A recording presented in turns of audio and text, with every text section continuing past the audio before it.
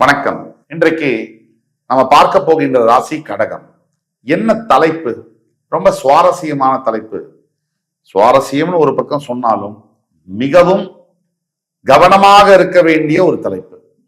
அதாவது இன்றைய கால சூழ்நிலையில் பல குடும்பங்கள் சிதறுவதற்கான one of the main reason, ஒரு முக்கிய காரணம் தேவையில்லா உறவுகள். திருமண பந்தத்தில் இருக்கக்கூடிய பல அன்பர்கள் திருமண வாழ்க்கையில் ஏதோ ஒரு சலிப்பு, வெறுப்பு, ஒரு பிடிக்காம போகக்கூடிய தன்மை, பல காரணங்கள் இருக்கு, நூற்றுக்கணக்கான காரணங்கள். இன்றைய கால சூழ்நிலையில் பெரும்பாலான திருமண பந்தங்கள்ல மேரேஜ் ரிலேஷன்ஷிப் பிரேக் ஆகுறது ட்ரஸ்ட் ஃபேக்டர், கேரக்டர் இஷ்யூஸ்னால, தேவையில்லாத உறவுகள்னால. ஒண்ணு உண்மையிலேயே அவங்க எந்த தப்பும் பண்ணல, இல்ல தப்பு பண்ணிருக்காங்க, அது குடும்பத்தை பாதிச்சிருக்கு. இது ரெண்டு தான். தப்பு பண்ணாதவங்களை சந்தேகிச்சும் விவாகரத்து நடந்திருக்கு, தப்பு பண்ணவங்களை வெறுத்தும் விவாகரத்து நடக்குது. இதுல எந்தெந்த ஜோதிட ரீதியாக எந்தெந்த அமைப்புகளில் தேவையில்லா உறவுகள் வரக்கூடிய வாய்ப்புகள் இருக்கு. எதுக்கு இதை சொல்றோம் அப்படின்னா, இது ஒரு நெகட்டிவ் சப்ஜெக்ட் அப்படிங்கிறதுனால இல்லை. இந்த மாதிரி விஷயங்கள், இந்த மாதிரி அமைப்புகள் தெரிஞ்சுக்கிட்டா, இந்த இன்ஃபர்மேஷன் தெரிஞ்சுக்கிட்டா, ஓ நம்ம ஜாதகத்துல இப்படி இருக்கு, இந்த மாதிரி ஏதாவது extra marital affair, extra relationship வருதுன்னா அதை எப்படி நம்ம அவாய்ட் பண்ணிக்க முடியும் அப்படிங்கிறதுக்காக தான் இந்த எபிசோட் நம்ம தொகுத்து வழங்குறோம். இப்போ வாங்க இத விரிவா நம்ம பேசுவோம். இப்ப நம்ம பேசக்கூடிய இதெல்லாம் பொது பலன்களே. குறிப்பிட்ட பிறப்பு ஜாதகமே யூனிக் ஜாதகம், ஒவ்வொரு ஜாதகமும் தனிப்பட்ட ஜாதகம். அதுல நாம சொல்லக்கூடிய அமைப்பு இருந்தாலும் சில பல மாற்றங்கள் இருக்கும் போது நம்ம பலன்கள்லையும் மாறும். 65% நம்ம பலன்கள் ஒத்துப்போகும், 75% ஒத்துப்போகும். ஒரு 25% பிறப்பு ஜாதகத்தில் இருக்கக்கூடிய சூட்சமங்கள், ரகசியங்கள், நாம் சொல்லக்கூடிய பலன்களை மாறுபட்டு இருக்கும்.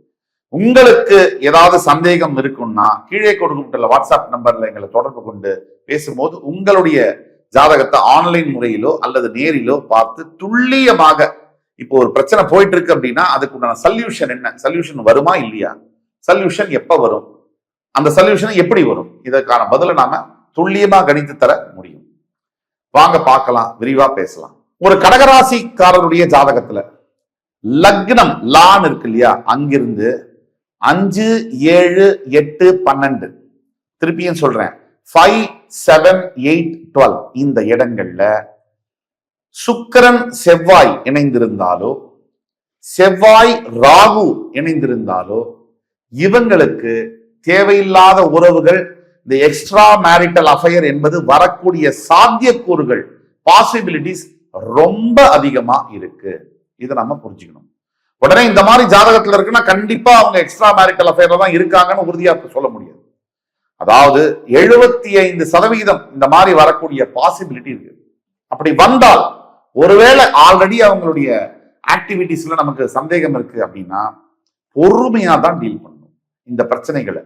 இது ஆத்திரப்பட்டு கோவப்பட்டு நமக்கு இன்னொரு நபருக்கு, அதாவது இன்னொரு பார்ட்னருக்கு மிகப்பெரிய காயத்தை அது விளைவிக்கும், பயங்கர ஹர்ட் காமி. ஒரு சொந்த கணவர் தப்பு பண்ணிட்டார், மனைவி தப்பு பண்ணிட்டாங்கன்னா அதை விட ஒரு பெரிய காயம் இருக்க முடியாது. ஆனாலும் அந்த சந்தர்ப்பங்களில் கூட குழந்தைகளுடைய எதிர்காலத்தை பாவிச்சு பொறுமையாத்தான் நம்ம டீல் பண்ணணும். அவசரப்பட்டா காரியம் கெட்டிடும். ஏன்னா இந்த அமைப்பே அக்ரஸிவான அமைப்பு. இந்த மாதிரி அமைப்பு இருக்கக்கூடியவர்களுடைய வாழ்க்கையில அவங்கள மட்டும் இல்ல, அவங்களை சுத்தி இருக்கிறவங்களையும் பாதிப்புகளை ஏற்படுத்தக்கூடிய வாய்ப்புகள் இருக்கு. இது ஒரு அமைப்பு. கடகராசியில பிறந்து உங்க லக்னத்திலிருந்து 5, 7, 8, 12 சுக்கிரன் செவ்வாயோ செவ்வாய் ராகுவோ சேர்ந்து இருந்தால் தேவையில்லாத உறவு உங்களை அப்ரோச் பண்ணக்கூடிய வாய்ப்புகள் இருக்கும் போது நீங்க ஜாக்கிரதையா இருந்துக்கணும். அதுக்காக தான் நம்ம சொல்லுவோம், கவனமா இருக்கும். அதே மாதிரி நீங்க கடகராசி உங்க லக்னத்திலிருந்து பிறப்பு ஜாதகத்துல 7ஆம் இடத்துல ராகு மட்டும் தனிச்சிருந்தாலோ அல்லது சுக்கிரன் ராகு சேர்ந்து இருந்தாலோ இந்த தேவையில்லாத தொடர்புகள் வரும்.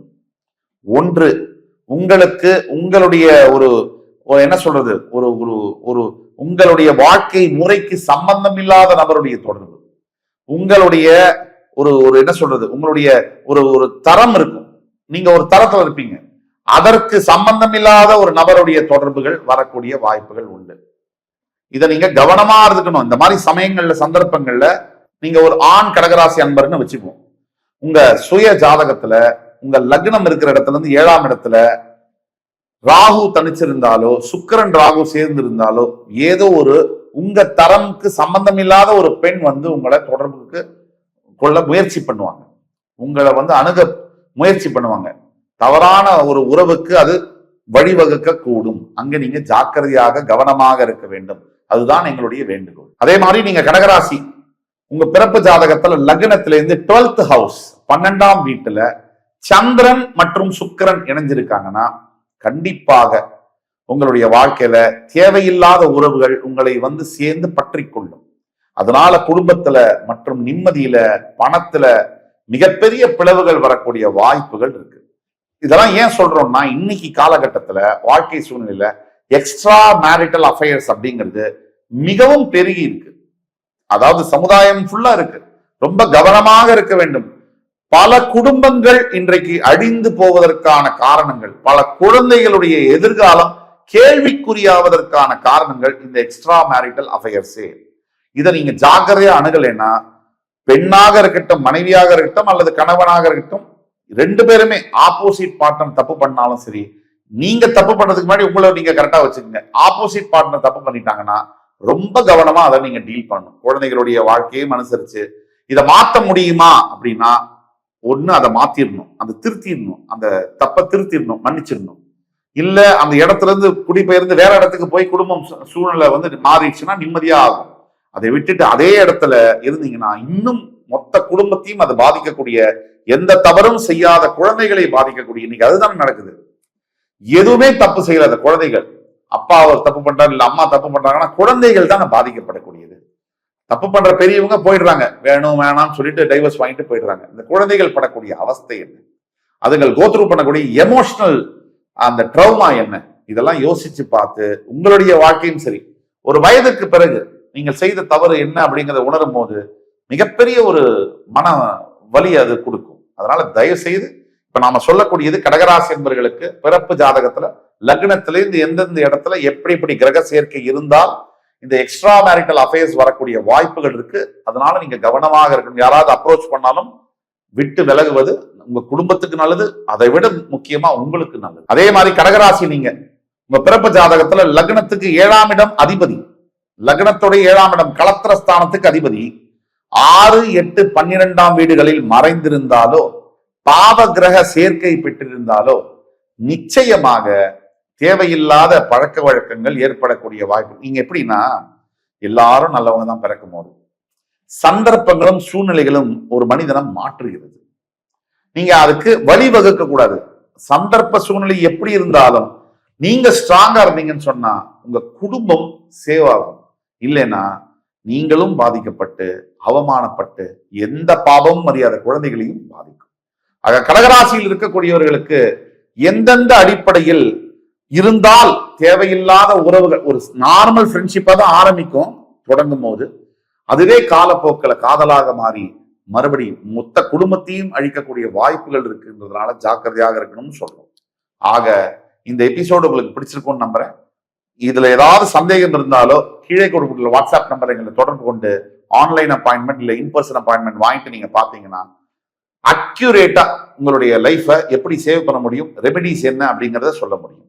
இந்த எபிசோடு உங்களுக்கு பிடிச்சிருக்கும்னு நம்புறோம். மறுபடி வேறொரு தருணத்துல உங்களை அத்தனை பேரையும் சந்திக்கும் வரை உங்களிடமிருந்து விடைபெறுவது உங்கள் சுபாஷ் பாலகிருஷ்ணன். நன்றி, வணக்கம், வாழ்க வளமுடன்.